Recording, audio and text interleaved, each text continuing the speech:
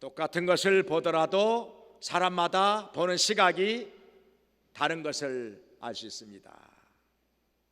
어쩌면 그렇게 똑같이 보았는데도 다르게 보는 것인지, 또 생각이 다른 것인지 어쩔 때는 신기할 때도 있습니다. 한 번은요, 아프리카에 어떤 영업사원이 갔습니다. 그 사람은 구두회사의 영업사원입니다. 근데 가보니까 아무도 구두를 신지 않고 있습니다. 구두를 신기는 그냥 다 맨발로 다닙니다. 이거 틀렸구나. 여기에다가 구두회사에 지점을 낼까 하고 조사하러 갔었는데 도저히 불가능하다는 생각이 들었습니다. 그래서 회사에 가서 보고합니다. 지점을 내서는 안 되겠습니다. 다 맨발로 다닙니다. 아무도 구두를 살 사람이 없을 것입니다. 근데 또 다른 회사의 영업사원이 똑같은 곳을 방문했습니다. 보니까 아무도 구두를 신지 않고 다 맨발로 다닙니다. 여기는 앞으로 구두를 사서 신을 사람들이 엄청나게 많겠구나, 지점을 내야 되겠구나 하고 회사에 가서 그렇게 보고를 했습니다. 똑같은 곳을 방문해서 보았는데도 한 사람은 구두회사의 지점을 내서는 안 되겠다 보고했고, 또 한 사람은 내면 좋겠다 이렇게 보고를 한 것입니다. 저희 집사람의 친척 중에 한 사람이요, 브라질로 이민을 갔습니다. 거기 가서 뭘 했는고 하니 양말 공장을 세웠습니다. 자기가 배운 것이 그것밖에 없기 때문에. 근데 그 당시에 브라질은 양말을 신고 다니는 사람이 거의 없었습니다. 더운 지방이잖아요. 사계절 여름이니까 무슨 양말을 신겠습니까? 그런데요, 브라질의 경제가 점점 성장하면서 문명이 발달합니다. 그러면서 부자들로부터 시작해가지고 양말을 신는 사람이 생기기 시작했습니다. 점점 늘어납니다. 인구는 또 오죽 많습니까? 그래가지고 그 양말 공장이 엄청나게 잘 되는 것입니다. 많은 돈을 벌었습니다. 그래가지고 서울에다가 빌딩도 하나 사놓고요, 그리고 자기 집안 식구들 중에 어렵게 사는 사람에게 2억도 도와주고 3억도 도와주고 그랬다는 얘기 들었습니다. 돈을 벌기는 많이 벌었던 거죠. 빌딩도 사고 서울에다가 또 집안의 식구들 중에 어려운 사람을 그렇게 도와줬다는 거 보니까 엄청나게 번 것이죠.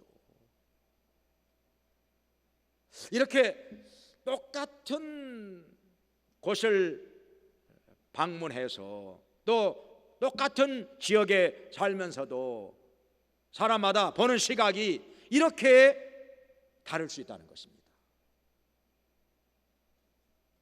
어쩌면 이렇게 생각이 다를 수 있을까? 여기 성경에 보면은 사도 바울이 그 당시에 로마 제국을 어떻게 보았을까요? 그 당시에는 로마가 거의 전 세계를 다 지배한다고 했었습니다. 전 유럽을 다 지배했었습니다. 그리고 중동아시아 다 지배했습니다. 그리고 북부 아프리카를 다 지배했습니다. 그 당시에 로마 제국은 천년 만년 계속 갈 거라고 생각을 했던 것입니다. 워낙 막강했기 때문에 그 군사력 그리고 그 정치 제도, 로마 제국이 무너질 거라고 생각하는 사람 아무도 없었습니다. 그것만이 아니라 로마 제국은 그 당시에 기독교회를 엄청나게 핍박을 했습니다. 그 당시에 로마 제국은 태양을 숭배했습니다. 태양을 신으로. 그리고 제우스 신을 비롯해서 많은 우상을 숭배했었습니다. 그래서 시내 곳곳에 우상을 숭배하는 신전이 우뚝우뚝 솟아 있었던 것입니다. 그러다 보니 기독교인들은 한마디로 말해서 로마 제국 안에서는 범죄자들이었습니다. 법으로 금지되어 있으니까 예수 믿는 것이. 더군다나 그들은 로마 제국에서 다들 섬기고 있는 우상을 그들은 섬기지 않았습니다. 그러니까 로마 제국에서 볼 때 그들은 범법자들이었습니다. 그래서 많은 기독교인들이 잡혀가서 감옥살이하고 또 참수형을 당하기도 했습니다. 그러다 보니 기독교인들이 그 당시에 떳떳하게 내놓고 신앙생활 할 수가 없었습니다. 다 숨어서 살았습니다. 급기야 어디까지 갔느냐?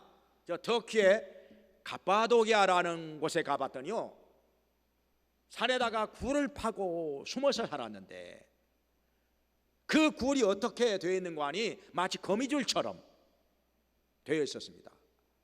한 곳에 가면은요 보통 7갈래 8갈래로 갈라집니다.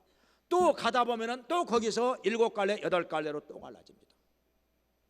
그렇게 해서 얼키설키 굴이 뚫어져 있는데요, 그 굴이 지하 10층까지 있습니다. 지하 1층, 2층, 10층까지. 그곳에 100만 명이 숨어서 살았다는 것입니다. 그 당시에 100만 명이, 어마어마합니다. 그 규모가. 거기 안에 들어갔더니요, 침례탕도 있고요, 예배당도 있고요, 신학교도 있고요, 그리고 어느 곳 가봤더니 회개하는 장소가 따로 있습니다. 그러니까 빙 돌아, 무릎을 꿇고서 빙 돌아 나옵니다. 원래 회개라는 말이 돌아서다 그런 뜻 아닙니까? 돌아서. 그러니까 무릎을 꿇고 자기 죄를 회개하면서 어느 한 곳을 삥 돌아서 나옵니다. 그 회개하는 장소가 따로 만들어져 있었습니다. 그리고요, 그 굴 속에서 이렇게 높이 산꼭대기로 구멍이 뚫어져 있었는데요, 그 구멍이 물론 공기가 통하는 구멍이기도 하지만 산 위로 포도를 가지고 올라가서 거기 구멍 속에다가 떨어뜨립니다. 그 구멍 속에다가 계속 포도를 떨어뜨리면 어디로 떨어진 거 아니? 그 큰 항아리로 포도가 다 떨어집니다. 그래가지고 그걸 가지고 포도즙을 짜서 마시기도 했었지요. 그렇게 해서 연명하면서 신앙을 지키고 살았던 것입니다. 그러니 그 당시에 그 거대한 로마 제국 지하에 살면서 기독교인들이 숨조차 제대로 못 쉬고 살았던 것입니다. 잘못하면 잡혀가서 목이 잘려 죽기도 하고 불에 태워 죽임을 당하기도 했었기 때문에 얼마나 힘들고 어려웠던 것입니까? 오늘날 우리가 지금 이렇게 나와서 마음껏 예배드리고 찬송하고 기도하고 말씀 듣고 하게 된 거, 이 얼마나 감사하고 얼마나 좋은 일입니까? 근데요, 당연하게 생각하는 사람들이 많은 거지요. 여러분 어떻습니까? 이 예배 시간에 나와서 이렇게 성전에 나와서 예배드리게 된 거 정말 감사했습니까? 정말 감사합니까? 마음껏 이렇게 찬양하며 경배할 수 있는 거 하나님께 감사합니까? 누가 잡아가는 사람 없잖아요. 감옥에도 안 들어가잖아요. 매도 안 맞잖아요. 더군다나 죽는 일은 더더욱 없고요. 근데 그 당시에 바울은 이런 로마 제국을 어떤 시각으로 봤을까요? 보통 기독교인들하고는 아주 다르게 봤습니다.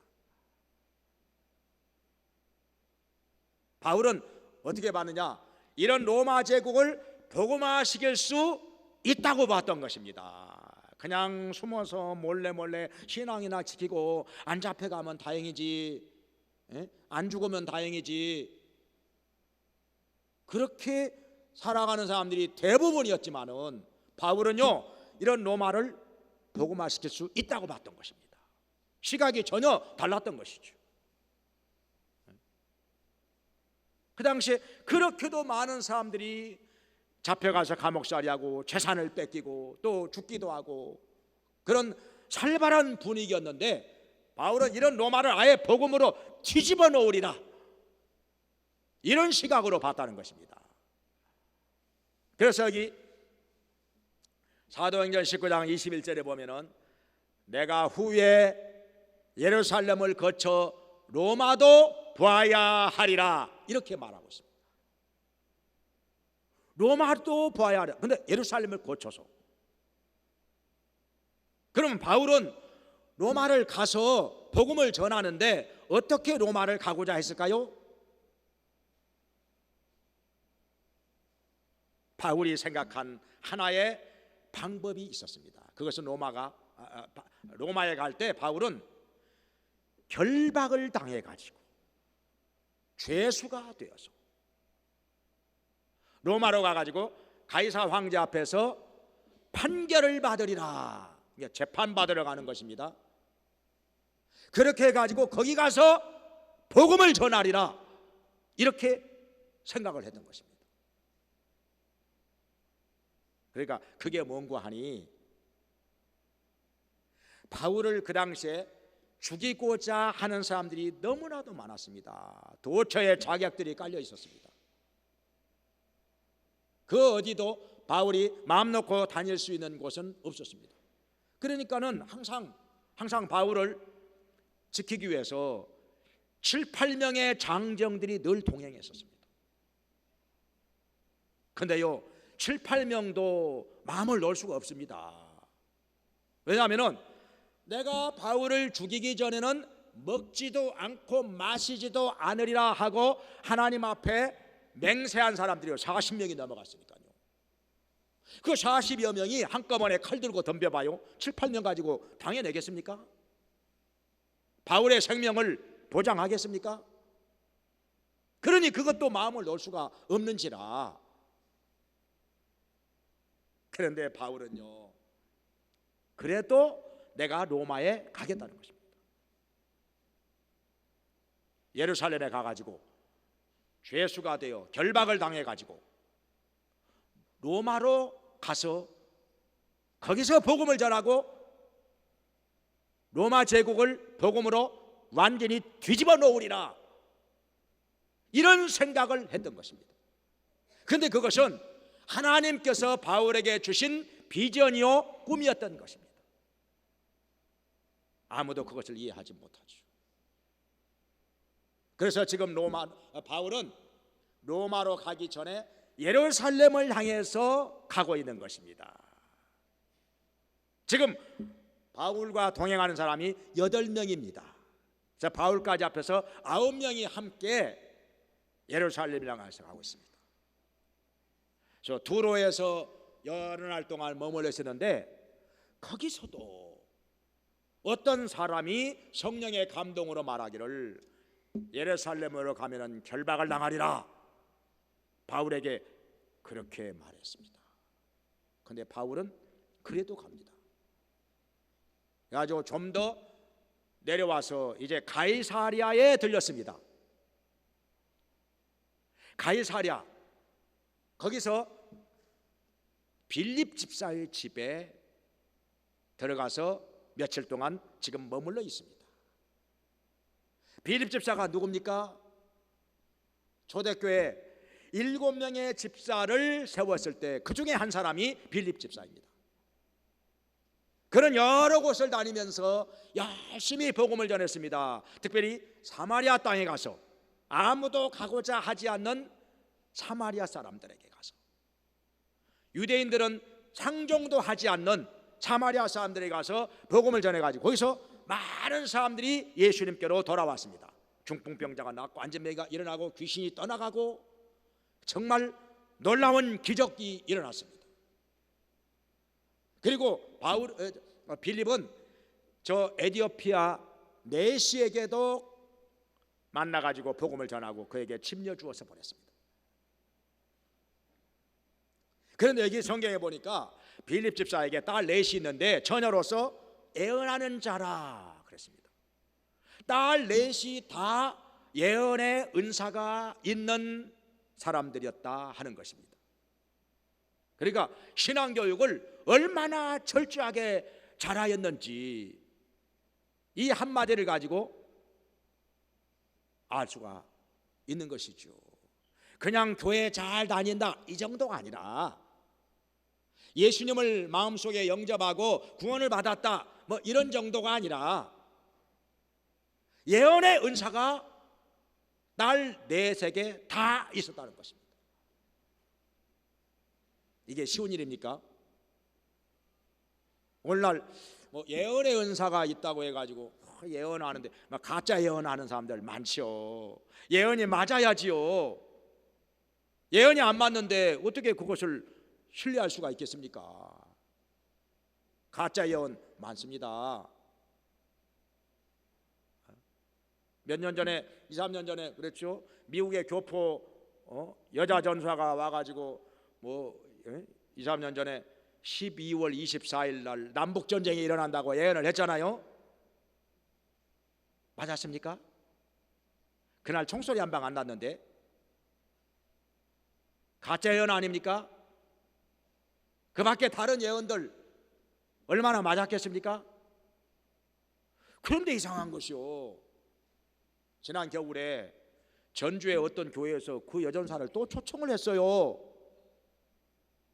그래가지고 거기서 또 예언을 하는데 그 예언의 내용들이 쭉 보니까 그 있잖아요, 거짓말하는 영의 세력이 그 지원해가지고 퍼뜨리는 그 거짓말들, 광주 사건에 대한 거라든지 또 어느 정치인에 대해서 하는 얘기라든지 전부 그 얘기가 그 얘기예요. 그 영이 그 영이었구나.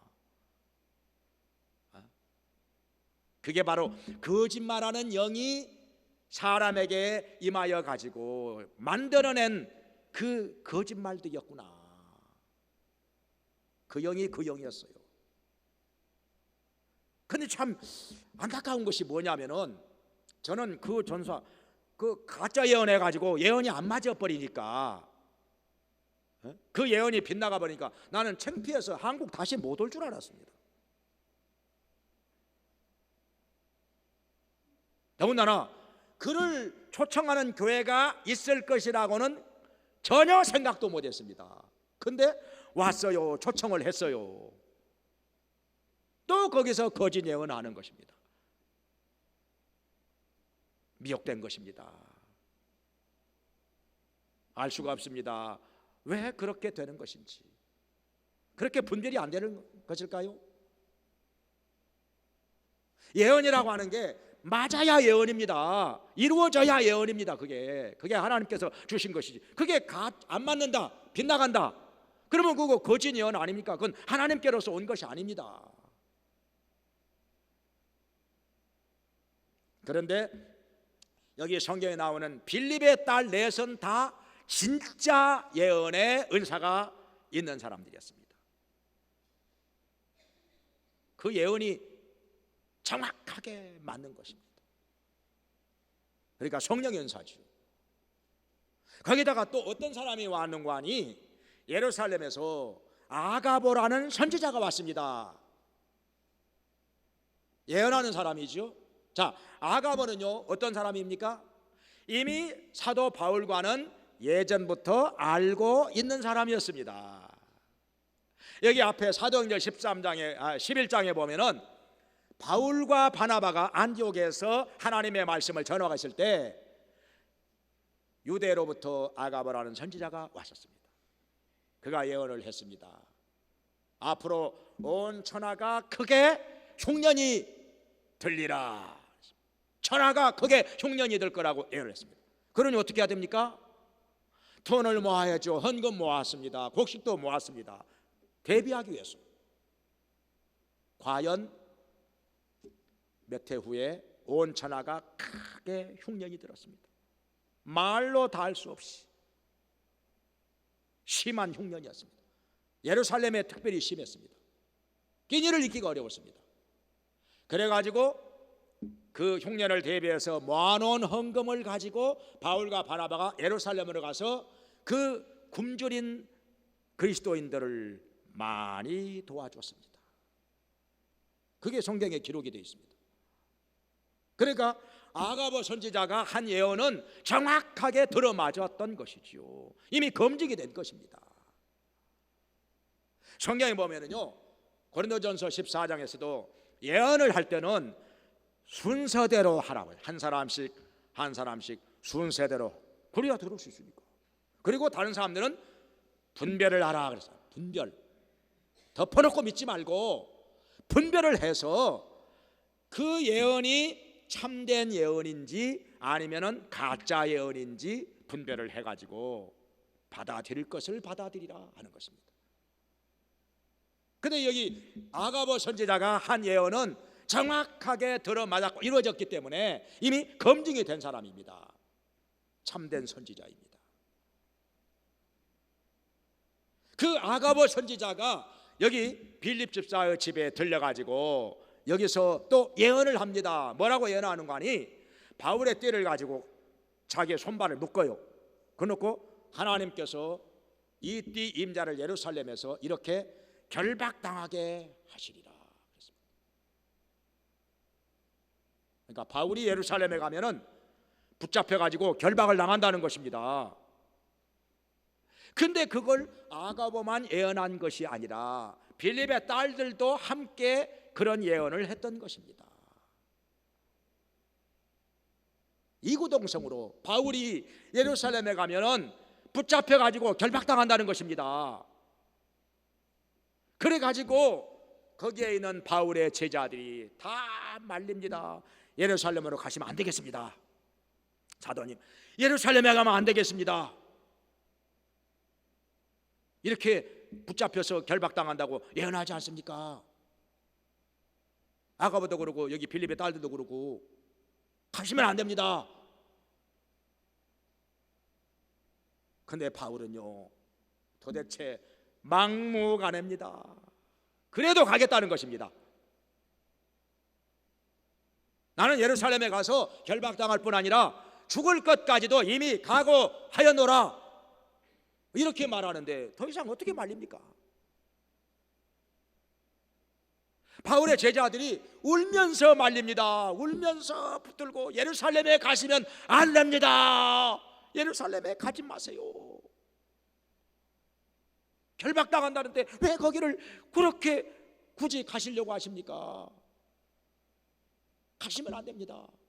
울면서 말리는데도 바울은 도대체 못 말리는 고집입니다. 막무가내입니다. 그래도 간다는 것입니다. 죽어도 간다는 것입니다. 그러니 어떻게 합니까? 주의 뜻대로 이루어지이다 하면서 끝을 냈습니다. 더 이상 어떻게 말립니까? 죽더라도 간다는데. 여기서 우리는 못 말리는 바울의 비전을 볼 수가 있습니다. 바울은 왜 그렇게 했을까요? 하나님께서 바울에게 로마로 가서 복음을 전하리라 하는 환상을 주셨고 꿈을 주셨기 때문입니다. 로마에 가서 복음을 전함으로 말미암아 로마 제국을 뒤집어 놓으리라, 로마 제국을 복음화시키리라 하는 비전과 꿈을 성령님께서 바울에게 부어주셨던 것입니다. 그래가지고 어떻게 됩니까? 바울은 예루살렘으로 갔습니다. 역시 붙잡혔습니다. 결박을 당했습니다. 그래가지고 총독 앞에서 재판을 받습니다. 그런데 결론이 안 납니다. 왜냐하면 바울을 고소한 사람들은 바울이 사회를 혼란하게 했다, 소동을 일으켰다, 뭐 이방인을 데리고 성전에 들어갔다, 뭐 근거도 없는 얘기지만은, 사실과 다른 얘기지만은 이방인 내리고 성전에 들어갔다. 또 모세를 배반하도록 가르쳤다. 여러 가지로 얘기를 하는데, 그러나 이게 일관성이 없습니다. 근거도 없습니다. 증거도 불충분합니다. 그러면서 사도 바울은 분명히 아닌 것은 아니라고 말하는 것입니다. 그거 아니다, 그건 맞지 않다. 이렇게 하니까는 재판하는 총독이 헷갈립니다. 어떻게 판결을 내릴 수가 없습니다. 이 말이 맞는 것 같기도 하고 저 말이 맞는 것 같기도 하고 갈팡질팡합니다. 그러면서 바울은 내가 가이사 황제에게 상소하노라, 그렇게 말을 하는 것입니다. 가이사 황제 앞에 상소를 했으니 이제 공은 여기 예루살렘에 있는 총독에서 그 손에서 떠나갔습니다. 이제 공은 로마 황제에게로 넘어갔습니다. 이제 황제가 최종 판결을 해야 됩니다. 그러는 사이에 사람들은, 이 바울을 싫어하고 미워하는 사람들은 내가 바울을 죽이기 전에는 나는 먹지도 않고 마시지도 않으리라 하고 하나님 여호와께 맹세를 하는 것입니다. 그게 40여 명이나 되었습니다. 그게 무슨 사명이라고, 그게 하나님께 충성한다고 생각을 하는 것입니다. 그렇게 굳게 믿고 있었던 것입니다. 참 안타까운 거지요. 이 무지한 사람들의 열심, 바울을 죽이는 게 그게 무슨 사명이겠습니까? 그거 가지고 무슨 하나님 앞에 맹세를 하고 그게 무슨 충성이겠습니까? 근데 그들은 그렇게 굳게 믿고 있는 것입니다. 아무리 누가 무슨 말을 해도 그들은 안 통합니다. 안 받아들입니다. 귀를 기울이지 않습니다. 들으려고도 안 합니다. 그냥 바울 죽이겠다는 거예요. 나중에 어찌 됐는지 모르겠습니다. 그들이 바울 죽였나요? 못 죽였잖아요. 그들이 맹세한 대로 했다면 그들은 틀림없이 굶어 죽었어야 맞는 건데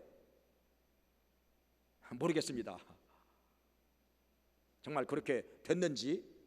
바울을 못 죽였으니까. 그래가지고 바울은 어떻게 됩니까? 바울은 로마로 호송되어서 실려갑니다. 근데요, 바울을 죽이려고 하는 사람들이 많은 것을 이미 당국에서 알고 로마 군인들을 200명이나 완전 무장시켜가지고 바울을 지키며 호송하게 합니다. 안전하지 않을까요? 자, 아무리 자객들이 여기저기서 들끓더라도 로마의 정규군 200명이 바울을 지키면서 로마로 실어가는데 어떻게 하겠습니까? 로마군과 맞붙어서 싸울 수 있겠습니까? 정식 군인도 아닌 사람들이, 정식 군인이라 할지라도 세계 어느 나라의 군사도 로마군과 맞붙어서 이길 수 있는 군대가 없습니다. 강력한 군대입니다.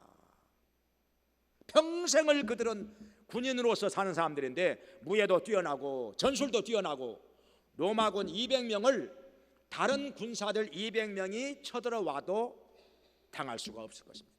그런데 군사도 아닌 사람들이 숫자도 몇십 명 가지고 어떻게 하겠습니까? 감히 그 옆에 얼씬도 못한 것입니다. 그래서 안전하게 아무 탈 없이 바울은 로마를 가게 된 것입니다. 그리고 경비도 안 들어가고. 사실요, 바울이 돈 들여서 간다고 한다면 엄청난 돈이 들어갑니다. 바울이 무슨 돈이 있습니까? 이 교회 저 교회에서 선교원금 조금씩 보내온 것하고 그 다음에 자기가 천막 장사해서 그 천막 팔아가지고 벌어들인 돈 가지고 생활이나 겨우 했는데 무슨 돈이 있어서 그것도 한꺼번에 7, 8명이 이렇게 함께 동행을 하는데 그 경비 무슨 돈으로 다 되겠습니까? 돈이 있어야 가는 거지요. 용로를 가든지 배를 타고 가든지 다 돈인데. 근데요, 결박을 당해가지고, 예루살렘에 가서 결박을 당해가지고 죄수 아닌 죄수가 되어서 로마로 실려가는데 군사 200명이 지켜주죠. 그리고 경비도 안 들어가죠. 얼마나 좋습니까? 이런 기가 막힌 것을 누가 생각이나 했겠습니까? 말릴 줄만 알았지. 자, 그래가지고 로마에 가서 로마의 이 심장부인 가이사 황제의 시위대 군사들, 그 당시에 가이사 황제를 지키는 군사들이 약 10,000명 내지 20,000명 됐습니다. 항상 그랬어요. 황제를 지키는 사람, 이 경호원들만 10,000명에서 20,000명. 그 시위대 감옥 안에 바울이 갇히게 됐습니다. 그래가지고 거기서 바울이 시위대 군사들에게 복음을 전합니다. 한 사람씩 예수님을 믿게 됩니다. 우리 예수님께로 돌아옵니다. 그래가지고 나중에 그 복음이 그들이 지키고 있는 황제의 가족들에게 들어갑니다. 그래가지고 황제의 가족들 중에 이미 예수 믿는 사람이 몇 명 생겼습니다. 여기 빌립보서 1장에 보면은 빌립보서가 바울이 로마 감옥에 있을 때 쓴 편지인데 1장에 보면은 내가 감옥에 갇힘으로 말미암아 복음의 진보가 이루어졌다. 그리고 이 복음이 온 시위대 안에 두루 전파되었다. 이렇게 말하고 있습니다. 그리고 빌립보서 4장에 가면은 4장 22절에 가면은 가이사집 사람들 중에 몇이 너희에게 문안하느니라. 지금 바울이요 빌립보서를 써가지고 빌립보 교회 멀리 지금 그 그리스 지방이잖아요. 멀리 떨어져 있는 빌립보 성도들에게 이 편지를 보내려고 한다는 사실을 알고서 가이사 황제의 가족들 중에 이미 예수 믿는 사람들 몇 명이서 한 번도 얼굴을 보지 못한 빌립보 교회 성도들을 향해서 지금 문안 인사를 하고 있는 것입니다. 지금 바울이 보내는 편지에 곁들여서 문안 인사를 하고 있는 것입니다. 그러니까 이미 가이사 황제의 가족들 중에 시위대 군사들을 통해서 복음을 듣고 예수 믿게 된 사람들이 몇 명 있게 된 것입니다. 여기 들이라고 했으니까 가이사 황제 가이사 집 사람들 2명 이상이죠. 2명 이상이 황제의 가족들 중에 이미 예수 믿게 된 것입니다. 나중에 어떻게 되느냐? AD 313년에 바울은 AD 67년에 목에 달려서 참수형을 당했습니다. 그렇게 순교를 당했지만은 그 후에 AD 313년에 콘스탄티누스 황제가 기독교를 공인하게 됩니다. 기독교를 공인하게 됩니다. 이럴 때는 박수치고 아멘 하는 거예요. 그냥 아멘. 얼마나 바라고 바라던 것입니까? 기독교를 공인하게 되니 이제는 뭡니까? 더 이상 예수 믿는 것이 범죄가 아닙니다. 숨어 살 필요가 없습니다. 드러내놓고 나 예수 믿는 사람이요 해도 더 이상 감옥에 가지 않습니다. 마음껏 예배드릴 수 있고 찬양할 수 있고 전도할 수 있고 할렐루야. 기독교가 공인이 된 것입니다. 근데 그 당시에 콘스탄티누스 황제가 기독교를 공인할 때 이미 콘스탄티누스 황제의 어머니는 아주 독실한 기독교 신자였었습니다. 콘스탄티누스 황제도 기독교인이었고 이제 신앙의 자유를 찾았습니다. 동굴 속에 숨어 살던 기독교인들이 햇빛을 보게 되었습니다. 누가 예수 믿는다고 해서 뭐라고 시비 거는 사람도 없습니다. 감옥에 가는 것도 없습니다. 죽을 일도 없습니다. 바울이 꿈꾸었던 세상이 바로 이런 세상이었던 것입니다. 바울이 순교당하고 나서 250년 후에 이런 일이 이루어진 것입니다. 그런데 이것으로 끝이 아닙니다. 그대로 또 몇십 년이 지나가서 AD 397년에 데오도시우스 황제 때 기독교를 국교로 선포합니다. 국교로. 그러니까는 이제는 예수 안 믿는 것이 죄가 됩니다. 교회 안 다니면 그게 죄가 돼요. 말단 공무원도 못합니다. 교회 안 다니면. 목사가 이 사람 우리 교회 잘 나오는 사람이요, 신앙생활 잘하는 사람이요 해가지고 추천서 써줘야 말단 공무원이라도 합니다. 그거 없으면 아무 데 취직도 못합니다. 교회 안 다니면 그때는요 범죄자입니다. 이제 교회 안 다니면 범죄자요, 죄인이요, 죄인. 그런 세상이 되었습니다. 바울이 꿈꿨던 세상이 바로 그런 세상이었습니다. 얼마나 좋겠습니까? 하나님께서 주신, 이 바울에게 주신 그 비전과 꿈이 그렇게 이루어진 것입니다. 할렐루야. 비전이 있어야 됩니다. 비전이 있으면요 사람마다 생각이 달라져요. 비전이 있는 사람은요 힘이 있습니다. 열정이 있습니다. 뭘 해도요 아주 집념을 가지고 합니다. 걸음을 걸어도 달라요. 비전이 있는 사람은 걸음걸이가 바닥바닥바닥바닥 그냥 힘이 있습니다. 눈동자가 살아 있습니다. 목소리도 살아 있습니다. 무엇을 하든지 열정을 가지고 합니다.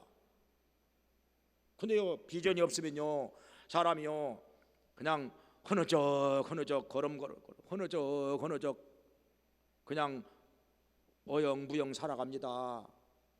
그냥 그렇게 살아갑니다. 그냥 별 생각 없이 헛되이 시간도 많이 낭비합니다. 세월을 헛되이 보내는 것입니다. 근데 비전이 있는 사람은요 1분이라도 아껴서 자기 할 일을 합니다. 자기가 갈 길을 찾아가는 것입니다. 그 비전을 따라서 사는 것입니다. 무엇을 하더라도 힘이 있고 열정이 있습니다. 기도를 해도 뜨겁습니다. 바울이 그랬습니다. 감옥에 갇혀가지고도 마음에 기쁨이 넘칩니다. 내가 기뻐하고 기뻐하리라. 너희도 기뻐하고 기뻐하라. 왜냐하면 감옥에 갇혀가지고 또 자기를 지키는 시위대 군사들에게 복음 전하는 그 재미가요 세상의 그 어떤 재미보다 더 좋은 것입니다. 시위대 군사들이 한 사람씩 한 사람 눈물을 흘리면서 예수님을 영접합니다. 주님께로 돌아옵니다. 얼마나 좋은 것인지. 이보다 더 재미있고 기쁜 일이 또 어디가 있겠습니까? 이게 못 말리는 비전을 가진 사람입니다. 한 번은요 헨리 포드가 어머니가 병들어 눕게 되었습니다. 그래서 말을 타고 달려서 의사를 부르러 갔습니다. 근데 갔다 와 보니까 어머니가 이미 세상을 떠났습니다. 얼마나 안타까운지. 근데 헨리 포드는 생각이 달랐습니다. 보통 사람 같으면 안 됐다 하고 장례식이나 치르고 그냥 슬픔을 달래고 그리고 시간이 지나갔겠지만은 헨리 포드는 말보다 더 빠른 것이 있었다면은 우리 어머니를 살릴 수도 있었지 않았을까? 그게 뭐냐? 그게 자동차입니다. 그래서 디트로이트에다가 자동차 회사를 자동차를 만들어냅니다. 그래서 오늘날 우리들까지도 자동차 타고 다니는 거 아닙니까? 헨리 포드가 가진 그 비전이 이렇게 이루어진 것입니다. 원래요 비전을 가지고 있으면요 보통 사람들은 이해 못할 때가 많습니다. 때로는 미친놈 소리도 듣습니다. 이상한 사람 좋습니다. 이게 바울 봐요. 바울이 예루살렘에 가면 결박과 환란이 기다리고 있다고 예언자가 예언을 하고 있는데 그래도 간다는 것입니다. 이거 이해하겠습니까? 그렇다고 해서 바울이 제자들에게 설명을 할 수 있습니까? 나 로마로 가는데 이렇게 결박당해가지고 돈도 안 들고 경비도 안 들어가고 그리고 안전하게 로마까지 갈 수 있다? 이거 이해하겠습니까? 그래가지고 내가 로마에 가가지고 비록 죄수가 되어서 가지만은 내가 로마에 가서 로마의 심장부를 내가 복음으로 확 뒤집어 놓는다. 로마가 복음화 될 것이다. 그거 누가 믿겠습니까? 아마 그거 얘기해봐야 제자들이 뭐라고 우리 사도님 연세가 좀 드시더니 조금 이상해지셨네. 병원에 한번 가보셔야 되겠어. 요즘으로 말하면 치매기가 좀 있는 것 같은데 그렇게 보지 않았겠어요? 더군다나 그 엄청난 비밀을 바울이 결박당해 가지고 돈 안 들고 안전하게 로마로 간다? 이런 계획을 어떻게 말하겠습니까? 이게 만약에 이 비밀이 새나가면요 어떻게 되겠습니까? 얼마나 그 계획이 차질이 오겠습니까? 아무한테나 말할 수 없는 비밀. 이건 바울이 마음속에 혼자만 간직해야 되는 비밀인 것입니다. 아무에게도 제자들에게 말 못합니다. 이거 새나갈 텐데, 이해도 못할 텐데, 말해봐야 오히려 이상한 사람 취급받을 텐데. 사람마다 그렇잖아요. 말해봐야 알아듣는 수준이 있지 않습니까? 아무리 얘기를 해도 못 알아듣는 사람은 못 알아들어요. 봐도 못 보고요, 들어도 못 들어요. 다 자기 수준이 있는 것인데, 알아듣는 수준이 안 되는 사람한테 얘기해서 뭐 하겠습니까? 무슨 도움이 되겠습니까? 오해만 쌓이지. 저도요 그때 29살 초에 수원으로 올라온다고 하니까 온 집안 식구들이 다 반대했습니다. 여러 가지 이유를 들어서 반대를 했습니다. 그 반대하는 게 또 전혀 그 일리가 없는 얘기는 아닙니다. 나름대로 다 그 상황을 볼 때 나름대로 이유가 있었습니다.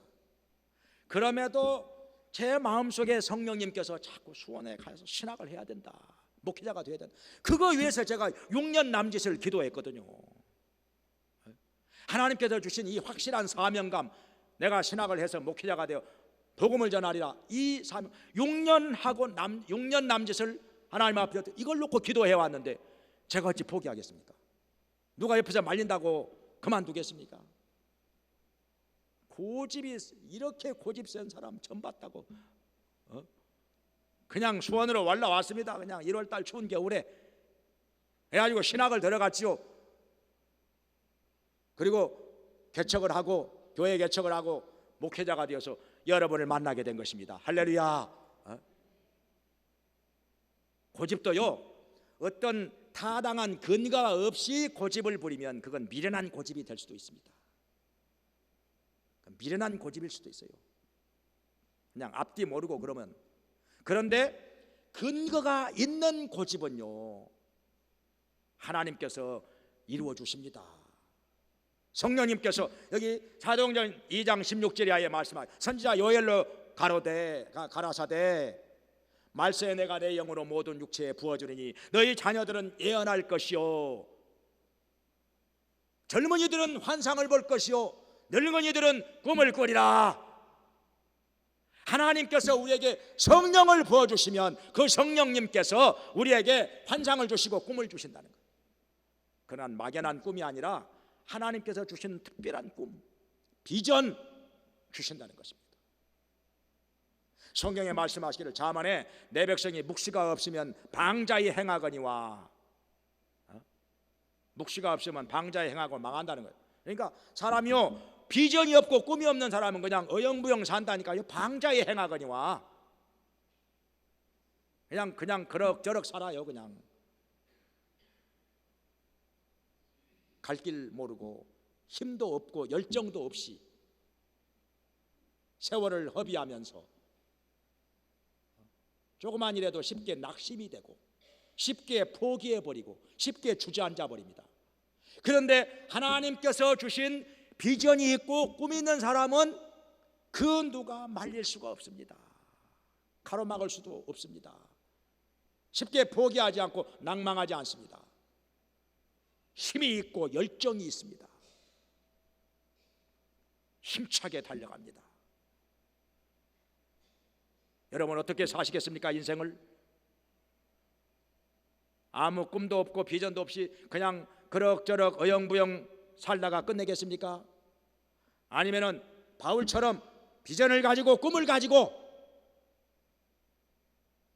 이것을 붙잡고서 힘있게 열정적으로 살면서 이것을 이루면서 하나님께 영광 돌리면서 살겠습니까?